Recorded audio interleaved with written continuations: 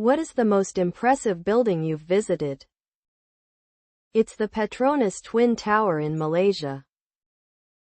Where is it located?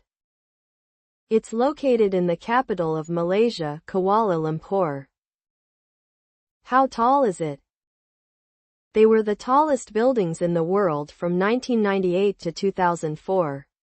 It reaches the height of 451.9 meters. Who was the architect? Cesar Pelli, an Argentine-American architect. Is it well known all over the world? Sure, tourists can't miss it when visiting Malaysia. Do you have to purchase a ticket in order to visit the tower? Yes, I do. It's sold online. When did you see it?